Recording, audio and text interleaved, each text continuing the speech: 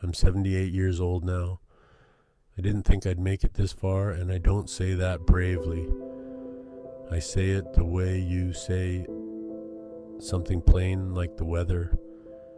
At this age, time doesn't feel like it's moving forward anymore. It feels like it's closing in from behind. Most mornings, I sit at the small kitchen table by myself. Same chair I've had for 20 years. Same window.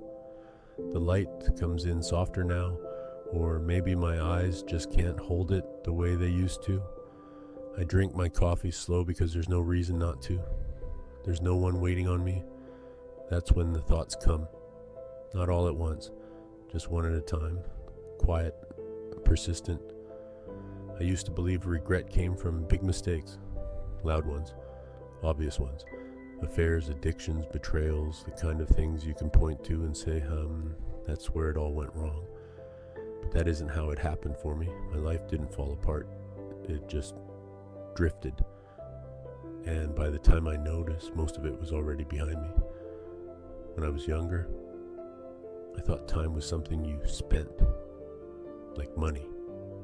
And if you worked hard enough, saved enough, proved yourself enough, you'd earn the right to enjoy it later. Later was a real place back then. Solid, reliable. It was always waiting. I grew up believing being a good man meant being useful, needed, reliable. My father wasn't much for words, but he never missed a day of work. That was the lesson. Show up.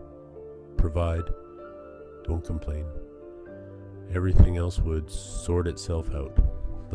So that's what I did. In my 20s, I was restless but proud. I worked long hours and told myself it was temporary, just until I got established, just until I moved up, just until I had something solid to show for it. I didn't feel like I was missing anything. I felt like I was building something. I met my wife when I was 27.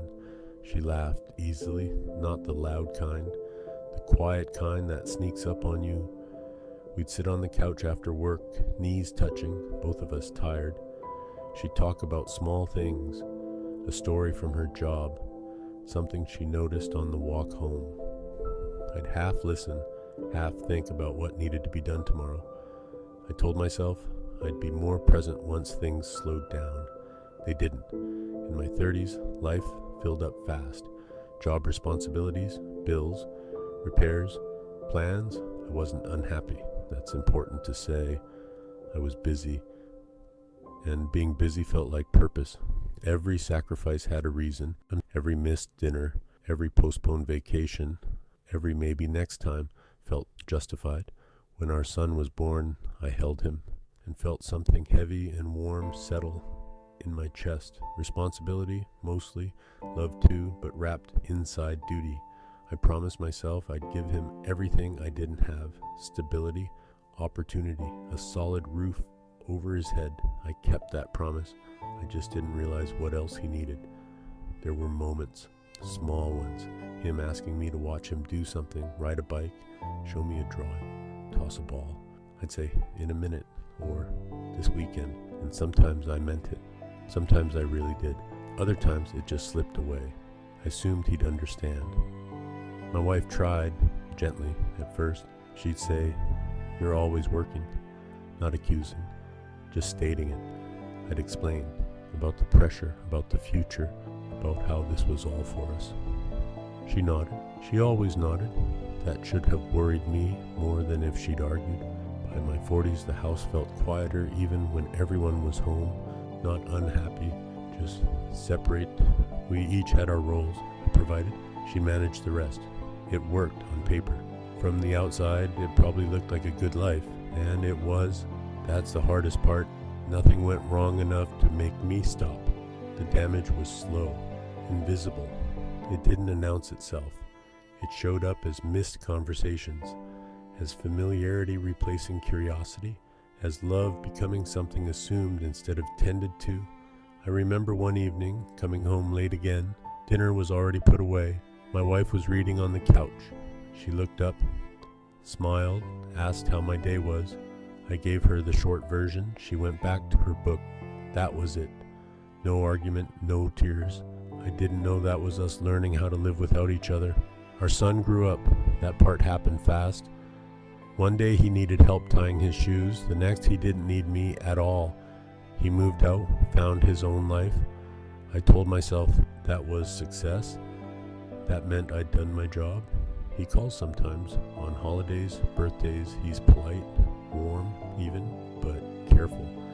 Like someone talking to a neighbor they respect, but don't really know. I earned that distance. My wife got sick in my early 60s. Nothing dramatic at first, just tiredness, doctor visits, medications. I slowed down then. Finally, sat with her more, paid attention, learned things about her I should have known decades earlier. Her fears, the things she wished we'd done. She never blamed me, not once. That hurts more than if she had. When she died, the house felt enormous. Every sound echoed, every object carried weight. I realized then how much of my life had been structured around avoiding stillness. And now it was all I had. That was the turning point, I suppose.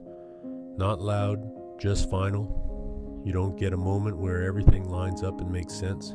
You get a quiet understanding that there are no do-overs, no rewinding, no explanations that matter anymore. I looked back and saw a man who did what he thought was right, who kept his head down, who delayed joy, connection, rest, thinking they'd be there later. I don't see a villain. I see someone who believed time was generous. It isn't. There are things I can't fix, conversations I can't have, moments I can't revisit.